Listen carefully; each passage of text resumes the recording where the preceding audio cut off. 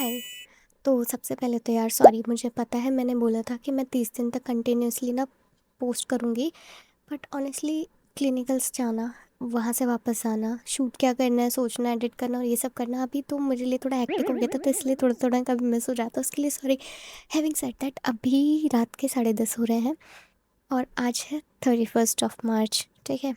But मैं बहुत ज़्यादा एक्साइटेड हूँ क्योंकि कल से यार एक न्यू प्रोसेस मैं स्टार्ट करने वाली हूँ कि मैं आपको दिखाऊँगी एक्चुअली में जो मैंने बोला ना कि नर्सिंग लाइफ होती कैसी है, तो उसके मैं आपको इनसाइट दिखाना स्टार्ट करने वाली हूँ।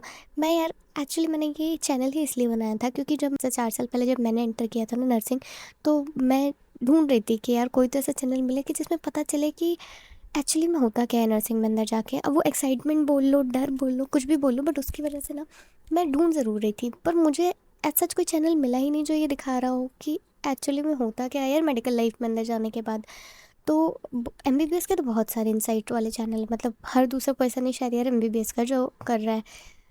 नर्सिंग का कोई मुझे मिला नहीं, तो मैंने तो 4 साल एक्सपीरियंस करके वो एक्सपीरियंस कमाया। बट मैं चाहती हूँ कि आज के बाद कोई भी पर्सन जो चाह के, जो इंटेंशन से या अनइंटेंशनली अब कर रहा है इस प्रोफेशन को, जानना चाहता है कि एक्चुअली में होता क्या है, वो सब मैं दिखाना चाहती हूँ। क्योंकि यार मुझे लगता है पर्सनली ना, ऐसा मैंने एक्सपीरियंस किया है कि हमारी कंट्री स्पेशली इंडिया में तो यही बोला जाता है, अरे क्या है तुम नर्स ही तो क्या करते हो कि इंजेक्शन तो लगाते हो। बट भाई एक्चुअली में ना सिर्फ इंजेक्शन नहीं होता, और भी 70 चीज़ें होती हैं जिनका हमें ध्यान रखना होता है। पेशेंट को हमें काउंसिल करते रहना होता है, उनके मेडिकेशन का ध्यान रखना होता है, उनको हमें देखना होता है कि कोई फर्दर और कॉम्प्लिकेशन ना अराइज हो जाए।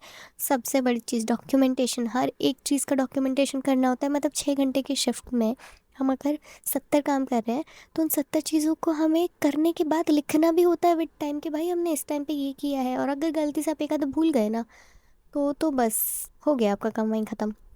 तो इतना ईज़ी एक्चुअली होता नहीं है। सबको लगता है कि यार क्या है, नर्सिज़ ही तो है, नर्सिज़ ही तो है। सेम बुक्स पढ़ते हैं भाई, वही स्टैंडर्ड बुक्स होती हैं, मोटी-मोटी किताबें हमको भी पढ़नी पड़ती हैं। ऐसा नहीं है कि भाई हमारे पास अथॉरिटी नहीं है ऑर्डर देने की, तो हम कुछ कर ही नहीं रहे हैं, नहीं। पर हाँ, कुछ-कुछ नर्सेज़ बहुत स्टैंडर्ड वाली हैं, मतलब देख के यार आपको लगता है कि हाँ भाई पढ़ के आई है बंदी या पढ़ के आया है बंदा। तो मैं चाहती हूँ कि मेरे जो भी अभी इसके आगे जो भी मैं डॉक्यूमेंट करूँ, उससे सामने वाले को यही लगे कि यार जो भी है ना, एक्चुअली में हमको क्या बनना है, एस्पायर करने के लिए भी एक अच्छी पर्सनैलिटी दिखनी चाहिए सामने। तो वो मैं चीज़ें क्रिएट करना चाहती हूँ क्योंकि मैंने जब देखा ना, फिर मुझे जाके फ़ॉरेन के लोग मिले थे। फ़ॉरेन वालों को मैंने देख के सोचा था कि चलो ठीक है, लाइफ़स्टाइल नहीं ऐसा है तो भी एट द एंड करिकुलम शायद कुछ मिलता-जुलता होगा, बट काफ़ी डिफ़रेंस था यार, मैं सच बताऊँ तो। लेकिन फिर भी मैं चाहती हूँ अगर इसके थ्रू किसी एक पर्सन की भी हेल्प होगी ना, I would be genuinely very happy कि यार चलो किसी एक की तो मदद हुई। और अब मैं तुम लोग को कुछ-कुछ इंसिडेंट अभी बताती हूँ अपने मेरी जर्नी के, जो मुझे हुए थे कि जब तुमको ना सिर्फ नर्सिंग में इंजेक्शन ही नहीं लगाने होते। जब तुम पढ़ोगे ना फंडामेंटल में फर्स्ट ईयर में, तुम्हारे सबसे पहली चीज़ आती है क्वालिटीज़ ऑफ अ नर्स। उसमें बहुत कुछ आएगा कि गुड कम्युनिकेटर होना चाहिए, गुड लिसनर होना चाहिए, ऑब्जर्वेशन बहुत अच्छी होनी चाहिए, स्किल्ड होना चाहिए, क्रिटिकल थिंकिंग ये बहुत इंपॉर्टेंट चीज़ है। आपको क्रिटिकल थिंकिंग आनी चाहिए। फिर आपके रोल्स होते हैं कि आप पेशेंट को, भाई आप उनके एडवाइज़र हो, आप उनके ये हो, वो बहुत सारी चीज़ें। तो वो सारी चीज़ों को जब हम देख रहे होते हैं और हम एक्सपीरियंस कर रहे होते हैं, वो बहुत डिफरेंट चीज़ है। क्योंकि आप थ्योरेटिकली जब बुक में पढ़ रहे होते हैं ना एक प्रोसेस की, हाँ ठीक है अगर ये हो गया तो हमको ये करना है, ये करना है, देन ये करना है। वो चीज़ को पढ़ना और उस चीज़ को ये सोचना कि अरे मैं तो कर लूँगा, और फिर उसको इम्प्लीमेंट करना रियलिटी में, वो बहुत डिफरेंट होता है। क्योंकि जब आप रियलिटी में होते हो ना, एक वार्ड में खड़े होते हो, यहाँ से भी कोई पेशेंट चिल्ला रहा है कि हमें दर्द हो रहा है, वहाँ से कोई पेशेंट बोल रहा है कि यार हमें आ जाओ। पेशेंट के अलावा यार पेशेंट के रिलेटिव्स, वो तो भाई बिल्कुल ही ऐसे सर पे आ जाते हैं आपके कि आपको करना ही पड़ेगा अभी। उनको ऐसा लगता है, देखो आपको ना सबसे एक इम्पॉर्टेंट चीज़ जो आपको पढ़ाई जाएगी कि आपको प्रायोरिटी बेस्ड ट्रीटमेंट देना है। कि मतलब आपको देखना है कि आपका कौन सा पेशेंट ज़्यादा क्रिटिकल है और उसके बेसिस पे आपको ट्रीटमेंट देना है।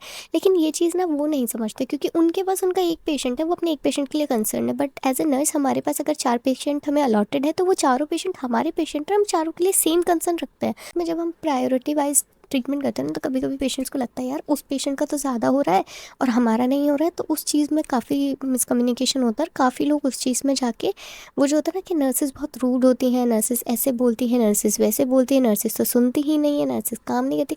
वो सब चीज़ें यहीं से मिसकम्युनिकेशन होता है। क्योंकि नर्सेज़ जो हैं भाई, वो ट्राई कर रही होती हैं कि अगर 4 पेशेंट हैं तो वो चारों पेशेंट को हम ठीक रखें।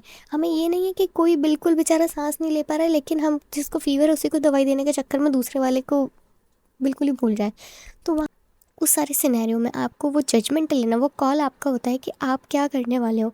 Having said that every single second आपकी शिफ्ट में आपको टेस्ट किया जाता है कि क्या आप उन क्वालिटीज़ को सिर्फ पढ़कर नहीं अपनी रियल लाइफ में इम्प्लीमेंट कर भी सकते हो।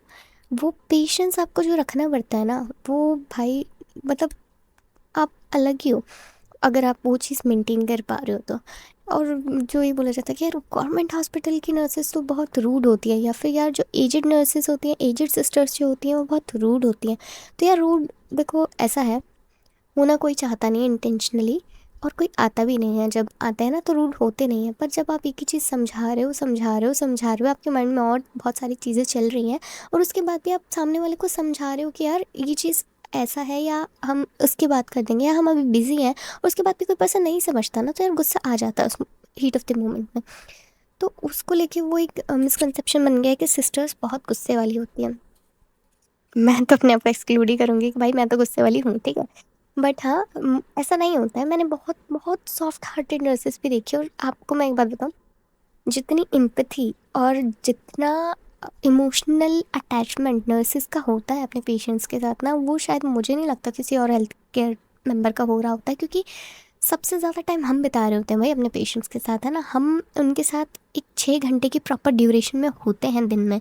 तो अगर एक पेशेंट 1 महीने तक एडमिट है, तो उनके पास 1 महीने तक मिनिमम 6 घंटे की शिफ्ट हम वहाँ दे रहे होते हैं, तो वो हमारा बॉन्ड थोड़ा ज़्यादा बनता है। अब हम उस चीज़ में चाहे गुस्सा करें चाहे कुछ भी करें, एट दी एंड हम लोग को बहुत कंसर्न होता है अपने पेशेंट्स का। ये मैं सिर्फ प्रोफेशनली नहीं बोल रही हूँ कि भाई हमें अपनी ड्यूटी बचानी है, वो तो है ही, बट अगर आप किसी के साथ इतना टाइम स्पेंड कर रहे होते ना, तो होने लगती है चिंता उनकी। तो वही है कि अब आप उस चीज़ को, उसको या तो आप ये सोच सोच के कर लो कि यार क्या है, मुझे ये करना पड़ रहा है, या फिर आप ये सोच लो कि यार ठीक है, मुझे एटलीस्ट ये करने को मिल रहा है। और यार देखो, मैं ये चीज़ इसलिए भी डॉक्यूमेंट कर रही हूँ कि फ्यूचर में अगर कोई आ रहा है ना, तो उसको ये नहीं हो कि यार सारी नर्सेज ऐसी ही होती हैं, या सारी नर्सेज या तो बहुत चिल होती हैं, कोई काम ही नहीं होता यार, ये पूरा टाइम काम ही करती रहती, चिड़चिड़ करती रहती। तो मैं चाहती हूँ कि वो एक जो मिसकंसेप्शन वो थोड़ा बहुत भी अगर मैं दूर कर पाऊँ इस प्रोसेस के थ्रू, तो हो जाए। अब मुझे पता है यार बहुत डीपली रूटेड सेंटिमेंट्स हैं ये हमारी सोसाइटी में, और इतनी जल्दी तो चेंज होने भी नहीं वाले, काफ़ी टाइम लगने वाला है। और एक वीडियो बना देने से शायद उतना फ़र्क नहीं पड़ेगा, बट किसी अगर एक पर्सन को भी इससे चेंज आता है ना उसके माइंड में, मेंटालिटी में, तो फिर मैं खुश हूँ। और हैविंग सेड दैट कि यार मैं बहुत एक्साइटेड भी बहुत नर्वस भी हूँ, क्योंकि कल से मेरा वार्ड चेंज हो रहा है। एक तो मुझे प्राइवेट वार्ड मिल रहा है। प्राइवेट वार्ड में ना, एक तो ऐसा है कि यार बहुत ज़्यादा आप शूट कर नहीं सकते हो। दूसरा ये है कि अभी मैं हॉस्पिटल में इतना कंफर्टेबल हूँ नहीं शूट करने के लिए, बट हाँ मैं आपको आके ज़रूर बताऊँगी कि कैसा रहा।